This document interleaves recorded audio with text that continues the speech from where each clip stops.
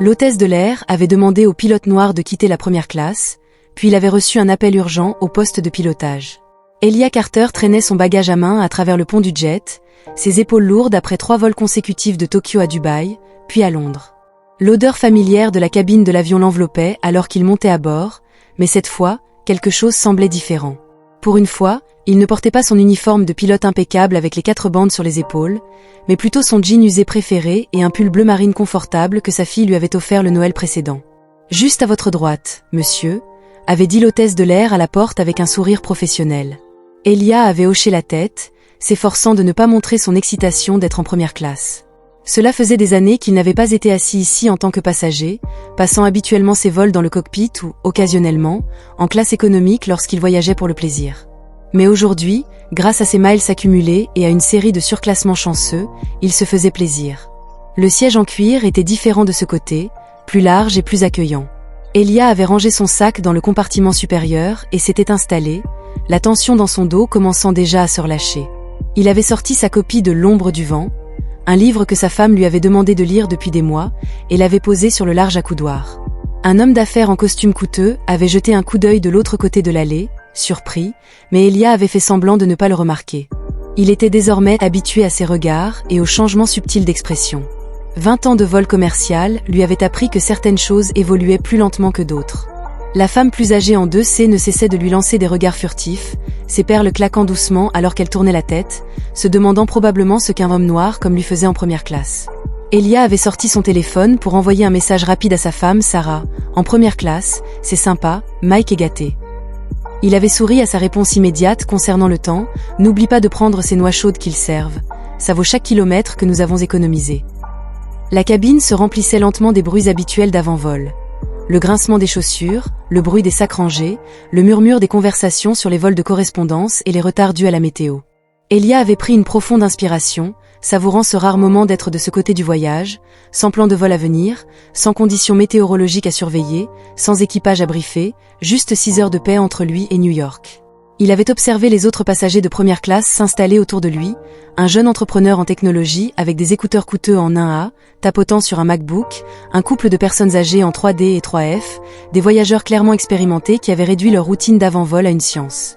L'homme d'affaires de l'autre côté de l'allée avait déjà sorti une pile de rapports, son stylo Montblanc prêt à agir alors que les derniers passagers arrivaient. Elia avait ouvert son livre, passant son doigt le long de la couverture. Les lumières de la cabine s'étaient légèrement atténuées, créant cette atmosphère intime qui faisait de la première classe un monde à part. Il pouvait entendre les conversations étouffées de la classe économique derrière lui, la symphonie familière d'un avion se préparant au départ. Une hôtesse de l'air s'était déplacée dans la cabine, offrant des boissons avant le vol. « Bienvenue à bord », avait-elle dit en atteignant sa rangée. « Souhaitez-vous de l'eau, du jus d'orange ou du champagne ?»« De l'eau serait super, merci », avait répondu Elia, remarquant qu'elle semblait légèrement surprise par ses manières polies et bien articulées, une autre chose à laquelle il était habitué, les attentes des gens par rapport à la réalité. Le verre d'eau fraîche était apparu quelques instants plus tard sur son accoudoir, la condensation commençant déjà à se former à sa surface. Elia avait pris une gorgée, se remémorant les innombrables fois où il s'était retrouvé de l'autre côté de cette interaction, s'arrêtant en première classe pour discuter avec les membres de l'équipage pendant des vols sans incident. Il avait sorti la carte de sécurité de la pochette du siège, une habitude qu'il ne pouvait pas briser même en tant que passager 20 ans plus tard. Les contrôles avant-vol avaient ancré certains comportements. L'homme d'affaires de l'autre côté de l'allée l'avait remarqué et avait souri, pensant probablement qu'il était un voyageur nerveux. S'il savait seulement qu'à travers la fenêtre, Elia pouvait voir l'équipe au sol terminer ses tâches, leur gilet orange brillant sur le tarmac gris, un bagage, le train serpent dépassant la voiture, les soutes se remplissant pour le voyage à venir. Il observait avec un œil professionnel, appréciant la danse chorégraphiée des opérations aéroportuaires sous ce nouvel angle. La cabine continuait à bourdonner avec l'énergie d'avant-vol. Une mère et sa jeune fille étaient passées devant lui, la petite faisant signe à tout ce qu'elle croisait. Elia lui avait rendu l'appareil, provoquant un petit rire et un sourire timide. Ces petits moments, les interactions humaines qui se produisaient à 35 000 pieds, étaient ce qu'il aimait le plus dans l'aviation, qu'il pilote l'avion ou qu'il soit simplement là pour le trajet. Il avait regardé sa montre, encore 30 minutes avant le départ. Il lui avait fait signe et s'était finalement laissé plonger dans son livre. Les sons familiers de l'avion se préparant au décollage s'étaient fondus dans un bourdonnement de fond confortable. Le siège était vraiment agréable. Il devait admettre que Sarah avait peut-être raison d'utiliser ces kilomètres plus souvent. La démonstration de sécurité commencerait bientôt, et Elia s'était retrouvé impatient de vivre cela sous cet angle. C'était comme être de l'autre côté d'un miroir et voir son monde quotidien sous un angle complètement différent. Il avait pris une autre gorgée d'eau, ajusté légèrement son siège et s'était laissé aller à se détendre dans le rôle de passager. Pour l'instant, il n'était qu'un autre voyageur rentrant chez lui après une longue absence. Rachel Thompson volait sur cette route depuis 6 ans, et elle était fière de connaître sa cabine de première classe comme sa poche. Elle avait remarqué un passager surclassé à 1 kilomètre de distance. C'était généralement eux qui prenaient des photos de leur champagne ou qui tâtonnaient maladroitement avec les commandes, mais quelque chose chez le passager en deux avait attiré son attention différemment aujourd'hui. Elle l'observait depuis l'embarquement, essayant de comprendre ce qui la dérangeait. Il lisait tranquillement son livre, rien d'inhabituel, mais il n'avait pas l'apparence typique d'un habitué de première classe. Pas de montre de créateur, pas d'AirPod, pas de vêtements chers, juste un livre de poche bien usé et un simple bagage à main. « Désolé de vous déranger », avait dit Rachel en s'approchant d'un siège avec ce qu'elle espérait être un sourire professionnel. « Pourrais-je jeter un rapide coup d'œil à votre carte d'embarquement ?» Elia avait levé les yeux de son livre, son expression calme mais légèrement fatiguée. Il avait cherché la carte rangée dans la poche de son siège sans faire de commentaire. Rachel avait remarqué ses mains fortes et stables, ornées d'une simple alliance en or, sans bijoux voyants ni symbole de statut qu'elle voyait habituellement en première classe. « Je veux juste m'assurer que tout est en ordre », avait-elle ajouté en prenant la carte d'embarquement. Ses yeux avaient scanné le document. 4-2, bien sûr, mais quelque chose la troublait toujours. « Avez-vous reçu un surclassement aujourd'hui ?» Quelques passagers à proximité avaient arrêté leur conversation, observant l'interaction avec un intérêt mal dissimulé.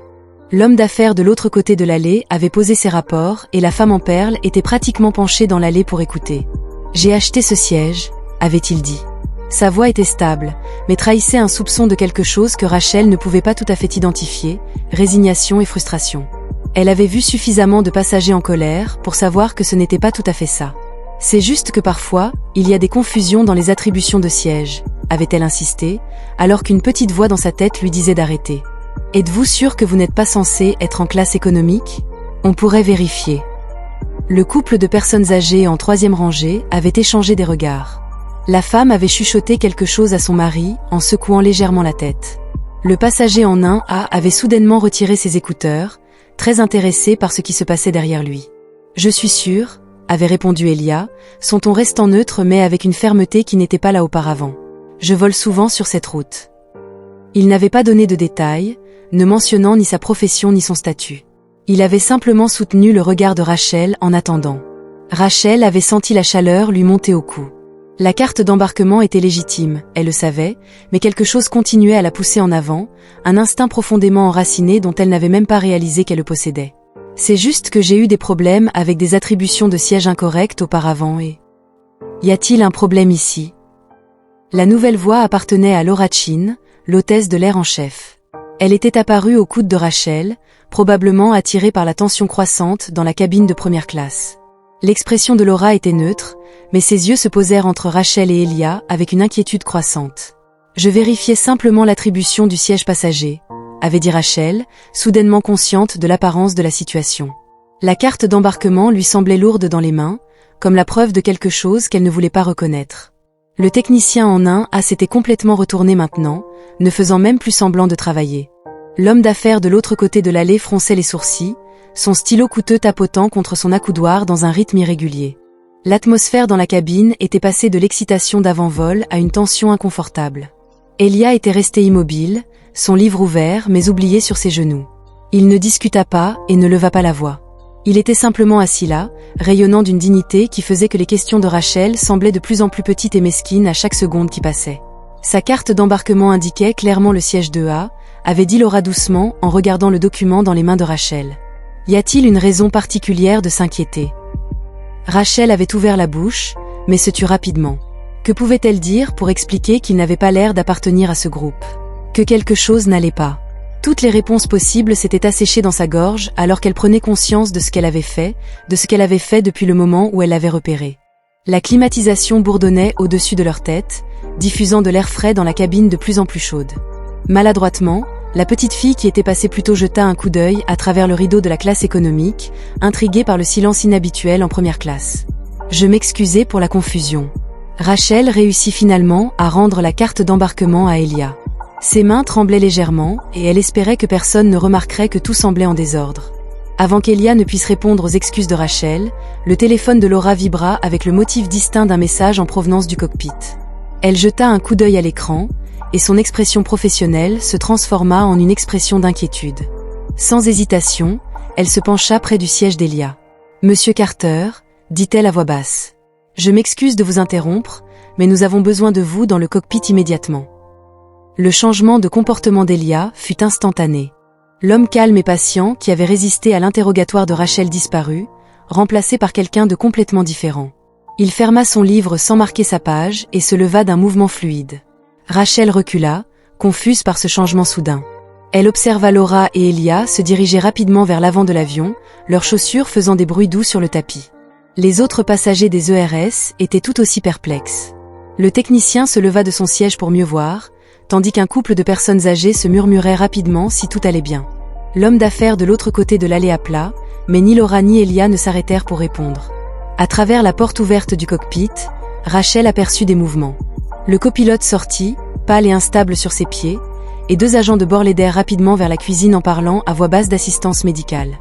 La voix du capitaine portait faiblement à travers la cabine, avec des termes techniques et des instructions rapides qui n'avaient guère de sens pour la plupart des auditeurs, mais Elia comprenait chaque mot. Il se tenait dans l'embrasure de la porte du cockpit, posant des questions précises sur les conditions de vol et les niveaux de carburant, sa voix portant l'autorité facile de quelqu'un qui avait fait cela d'innombrables fois auparavant. Son pull décontracté et son jean lui semblaient soudainement différents, moins déplacés et plus comme un déguisement temporaire. « Mesdames et messieurs », annonça Laura, « je retourne à la cabine. Nous avons un léger retard dans notre départ, veuillez rester assis. » Elle marqua une pause avant d'ajouter que tout était sous contrôle. Rachel se tenait figée près de la cuisine, regardant Elia disparaître dans le cockpit, s'installant dans le siège du copilote avec une aisance pratiquée. La voix du capitaine devint plus détendue et professionnelle, le jargon circulant entre eux comme un langage familier. Les 2 hommes passèrent par les contrôles avant-vol avec la synchronisation de collègues de longue date, bien qu'ils viennent de se rencontrer. La réalisation frappa la cabine de première classe.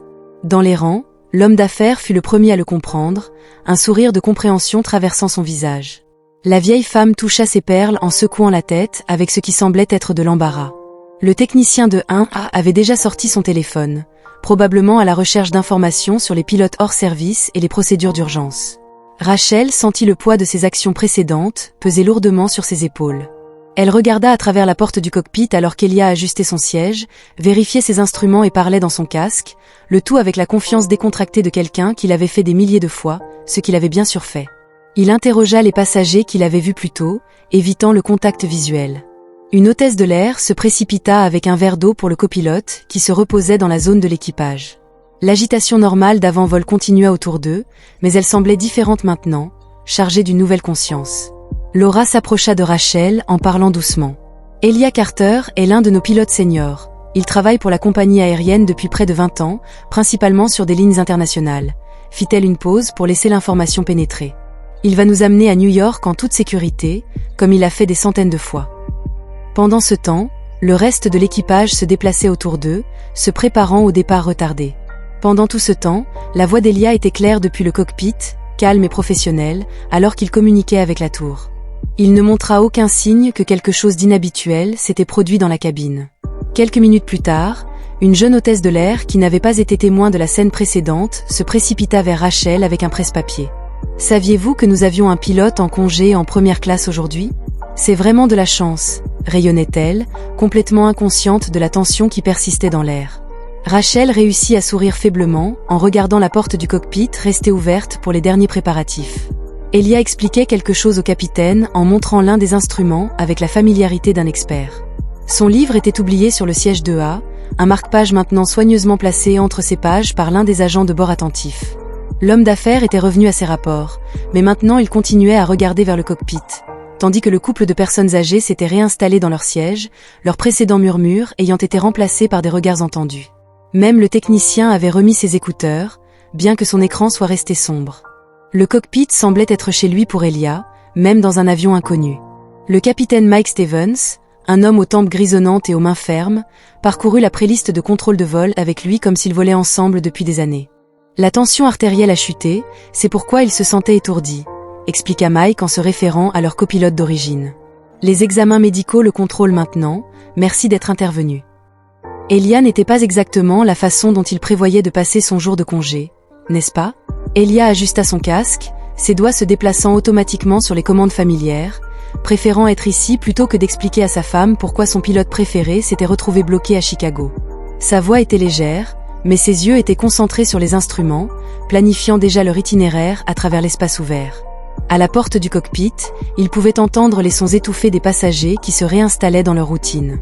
La tension antérieure se dissolvait dans l'atmosphère normale d'avant-vol, bien qu'il ait entendu des murmures occasionnels sur ce qui s'était passé. La météo semble claire pour New York, dit Mike en tirant le radar. Je pourrais attraper quelques turbulences au-dessus de la Pennsylvanie, mais rien de majeur. Il s'arrêta puis ajouta avec un léger sourire, probablement plus doux que ce que tu viens de traverser là-bas. Elia secoua la tête en parcourant la séquence de démarrage du moteur. Ce n'est pas mon premier rodéo, ce ne sera pas le dernier non plus, garda-t-il sa voix neutre et professionnelle. Ce n'était pas le moment de déballer ce qui s'était passé en première classe. Ils avaient 162 passagers qui comptaient sur eux pour un vol en toute sécurité vers New York. Laura apparut dans l'embrasure de la porte, une tablette en main. L'équipe médicale dit que James est stable, mais certainement pas apte à voler. Il l'emmène pour se faire examiner, elle regarda Elia. Nous avons mis à jour le manifeste de vol pour vous montrer que les opérations du copilote ont été notifiées. La radio grésilla avec la voix du contrôle au sol et Elia répondit automatiquement, ses mots clairs et précis. Il pouvait sentir les vibrations subtiles alors que les moteurs prenaient vie, la montée de puissance familière qui ne s'était jamais lassée, même après des milliers de vols. L'équipage de cabine commença sa démonstration de sécurité, leur voix portant faiblement dans le cockpit. Elia et Mike travaillèrent dans un silence confortable, chaque mouvement étant déterminé et coordonné. Le signal du décollage fut plus court que d'habitude, parfois la chance était de leur côté. « Tu voles régulièrement sur la route de Tokyo ?» demanda Mike alors qu'il roulait vers la piste. Les deux hommes savaient que c'était plus qu'une conversation informelle, ils établissaient une relation de confiance et se faisaient une idée de l'expérience de chacun. 3 ans sur les routes du Pacifique, répondit Elia en vérifiant leur cap avant que la plupart des couloirs européens ne commencent par des vols régionaux au départ d'Atlanta. Il sourit légèrement en retour lorsque ses appareils électroniques étaient tout analogiques. Toi et moi tous les deux, frère, souviens-toi des anciennes commandes de pile. Les enfants de nos jours ne savent pas à quel point ils sont bons. Mike rit, le son authentique et chaleureux. Le rythme facile de leur conversation fut interrompu par le contrôle au sol les autorisant à décoller. Elia sentit la vague familière d'anticipation alors qu'il s'alignait sur la piste. C'était le moment qu'il aimait le plus, l'équilibre parfait entre puissance et précision, technologie et habileté humaine. Les moteurs rugirent à la vie, les poussant sur la piste. Elia annonça les vitesses avec une aisance pratiquée, sa voix ferme et claire, V1, faites tourner le nez en douceur. Chicago tomba sous eux, le soleil de l'après-midi scintillant sur le lac Michigan au loin, alors qu'il montait à 10 000 pieds. Elia pouvait sentir l'avion s'installer dans sa configuration de croisière, le pilote automatique s'engageant avec un bip doux, mais les deux pilotes gardaient leurs mains près des commandes. Vieilles habitudes, doux et en douceur, commenta Mike en ajustant légèrement leur cap. Tu as un bon toucher, dommage que tu ne sois pas plus souvent sur cette route. Elia hocha la tête en pensant à son livre, toujours assis sur le siège de A. Il verra peut-être bientôt plus de routes nationales, ses filles commençant l'université à l'automne, pensant qu'il était temps de rester plus près de chez eux.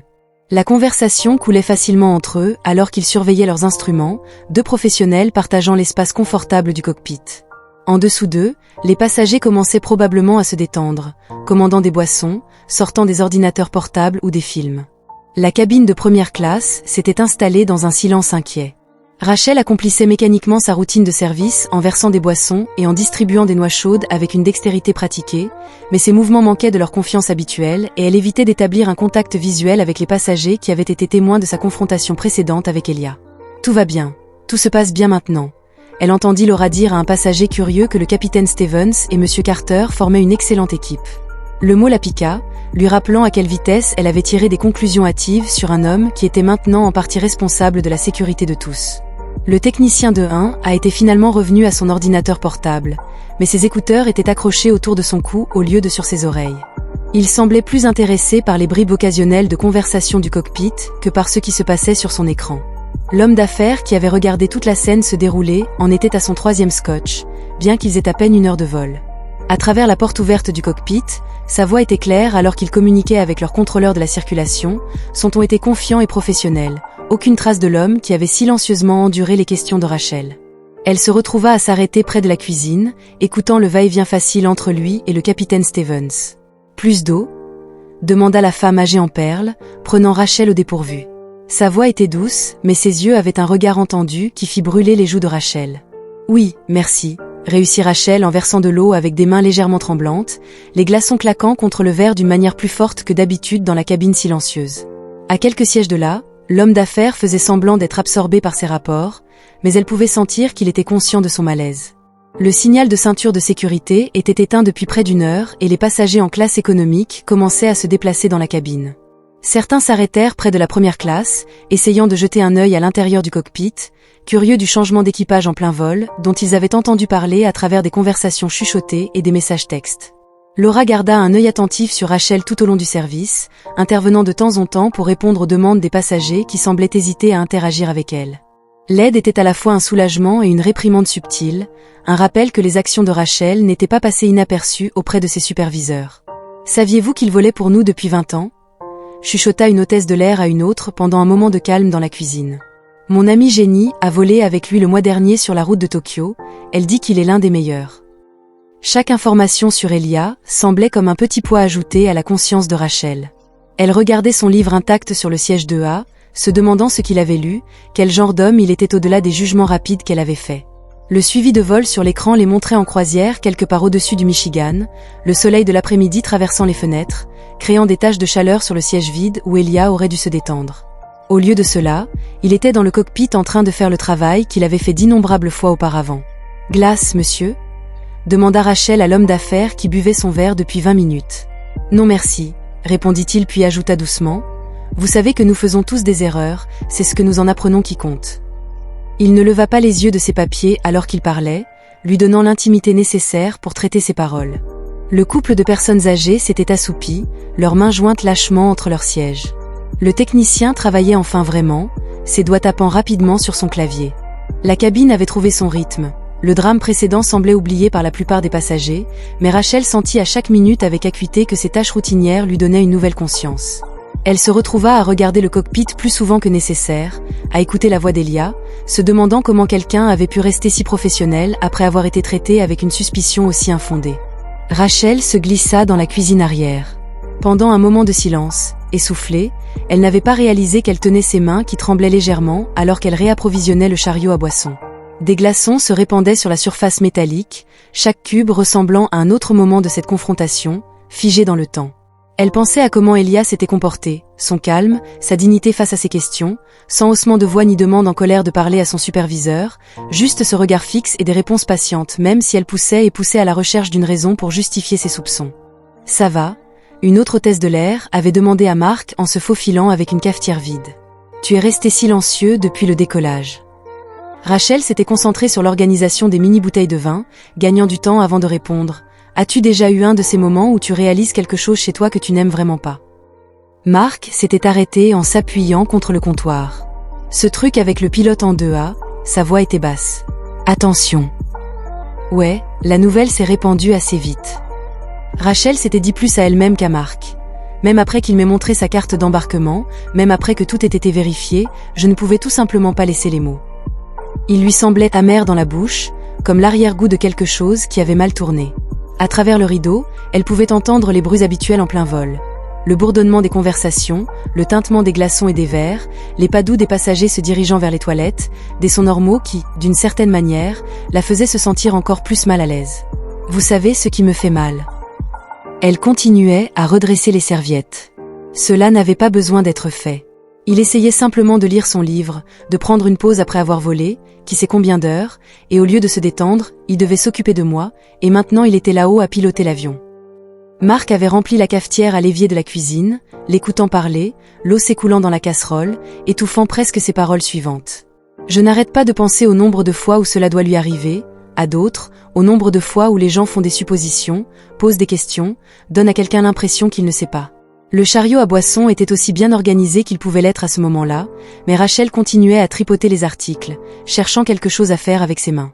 À travers la porte ouverte du cockpit, elle pouvait entendre la voix d'Elia discuter des conditions météorologiques avec le capitaine Stevens, calme et professionnel comme toujours. Ma grand-mère disait que la honte n'est utile que si elle vous apprend quelque chose, avait proposé Marc en testant la température du café avec un doigt expérimenté. Sinon, ce n'est qu'un poids mort. Un appel avait retenti depuis l'économie et Marc lui avait donné une légère pression sur l'épaule avant de retourner à son travail. Rachel était restée seule dans la cuisine, ses mots se mêlant aux souvenirs de ses actions passées. La honte n'était pas seulement liée à ce qu'elle avait fait, mais à la reconnaissance des hypothèses qui avaient conduit à ses actions. Elle pensait à sa formation, à tous ses séminaires sur le service client et le comportement professionnel. Aucun d'eux n'avait abordé le véritable problème, les préjugés silencieux qui pouvaient amener quelqu'un à considérer un problème parfaitement légitime. Le passager d'affaires qui avait tout vu était passé devant elle en se dirigeant vers les toilettes. Il lui avait fait un léger signe de tête, pas méchant, mais conscient que Rachel se demandait ce qu'il voyait maintenant. L'hôtesse de l'air qui avait interrogé le pilote ou quelqu'un qui avait du mal à faire face à une vérité inconfortable sur elle-même. Dans le cockpit, Elia et le capitaine Stevens discutaient de leurs enfants, des bribes de conversation sur les candidatures à l'université et les projets d'été revenant à l'endroit où elle se tenait, une conversation humaine si normale. Comment avait-elle pu la voir autrement ? La descente vers New York avait apporté une vague d'activité qui avait occupé Rachel, mais son esprit restait fixé sur ce qui se passerait après l'atterrissage. Elle avait décidé quelque part dans l'Ohio qu'elle devait parler à Elia, vraiment lui parler et pas seulement marmonner un rapide pardon avant de s'en aller. L'avion avait atterri. Témoignage de l'habileté dans le cockpit, alors que les passagers commençaient à rassembler leurs affaires, Rachel avait entendu la voix d'Elia une dernière fois dans l'interphone, remerciant tout le monde pour leur patience pendant le changement d'équipage. Son ton était chaleureux et professionnel, sans aucune trace de la tension antérieure en première classe. Elle avait attendu près de la cuisine. Son cœur battait plus vite qu'il ne le devrait pour quelqu'un avec 6 ans d'expérience de vol. Les autres passagers avaient défilé devant le technicien, lui lançant un regard indéchiffrable, le couple de personnes âgées échangeant des regards entendus, l'homme d'affaires s'arrêtant brièvement comme s'il voulait dire quelque chose avant de continuer. Enfin, la porte du cockpit s'était ouverte. Le capitaine Stevens était sorti le premier, l'air fatigué mais satisfait.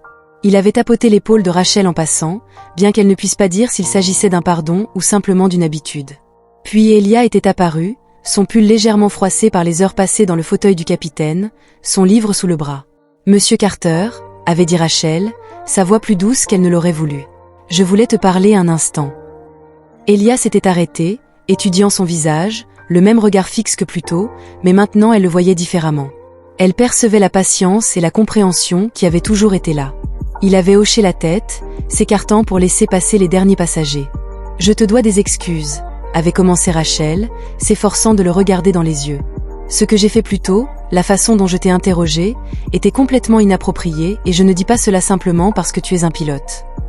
Elia avait écouté calmement, son expression pensive, l'avion vide autour d'eux ressemblant à un confessionnal, le compartiment supérieur toujours ouvert comme des oreilles attentives. J'ai fait des suppositions, avait continué Rachel, les mots venant plus facilement maintenant. Je t'ai regardé et j'ai décidé que tu n'appartenais pas sans raison valable et j'ai continué à pousser même quand j'aurais dû m'arrêter. Cela arrive plus souvent que vous ne le pensez, avait finalement dit Elia, sa voix douce mais ferme. Pas seulement dans les avions, pas seulement pour les pilotes. Il avait passé son livre d'une main à l'autre. La question est, que fait-on sans conscience ? Rachel avait senti des larmes menacées de se former, mais les avait rapidement chassées. Il ne s'agissait pas de se sentir mieux. Je veux faire mieux, dit-elle simplement. Je dois faire mieux, c'est ce qui compte. Elia avait acquiescé. Il avait jeté un coup d'œil à sa montre, une simple montre qu'elle avait remarquée maintenant, pas le symbole de statut flashy auquel elle aurait pu s'attendre.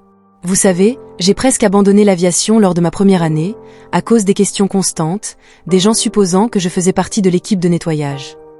Il ne le disait pas pour la faire se sentir encore plus mal, elle avait réalisé qu'il offrait quelque chose, une perspective qu'elle avait besoin d'entendre.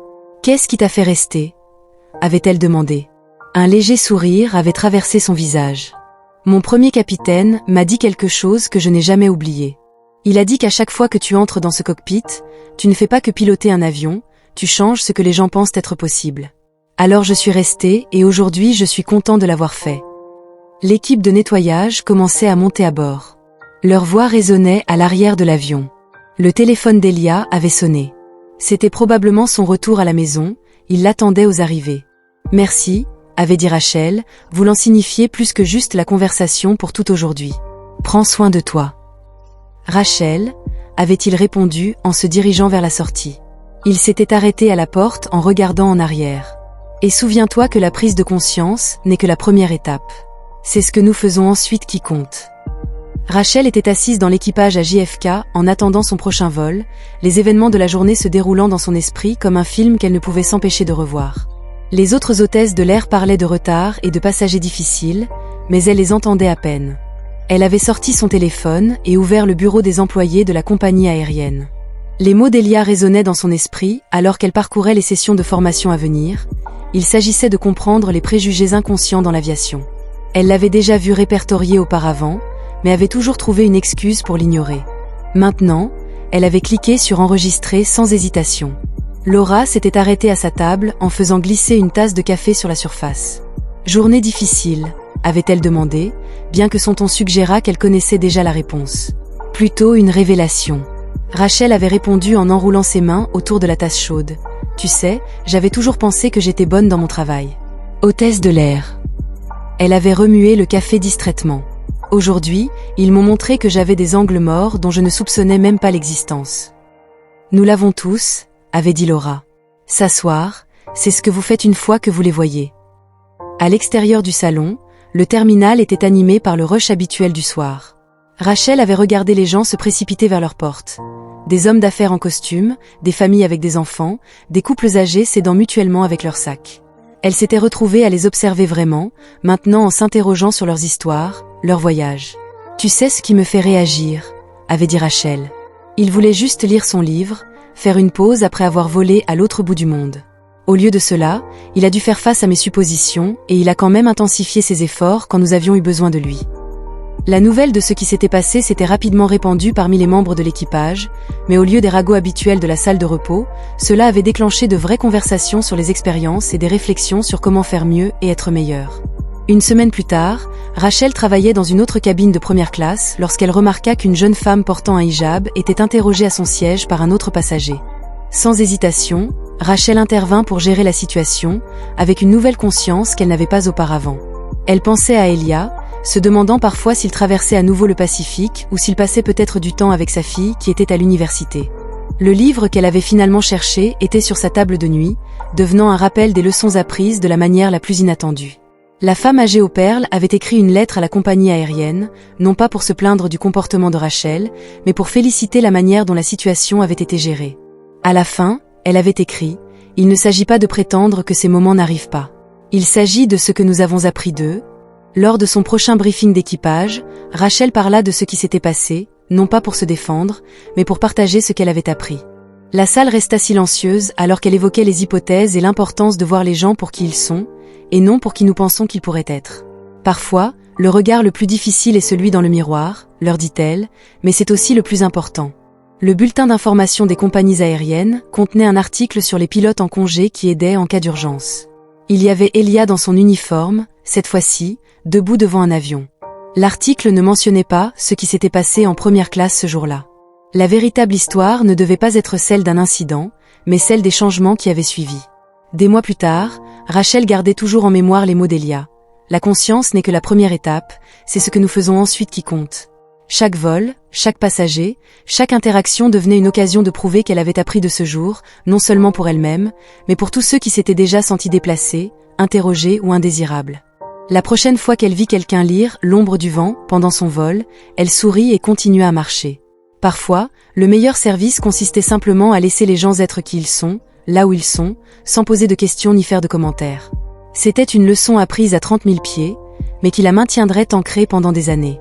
Avertissement. Cette chaîne ne soutient ni ne tolère aucune forme de discrimination, de racisme, de préjugés ou de violation des droits de l'homme. Les histoires présentées ici étaient originales et créées par l'auteur dans le but de promouvoir la réflexion, la sensibilisation et le dialogue. Tout le contenu était développé dans le respect de la diversité et de la dignité de toutes les personnes.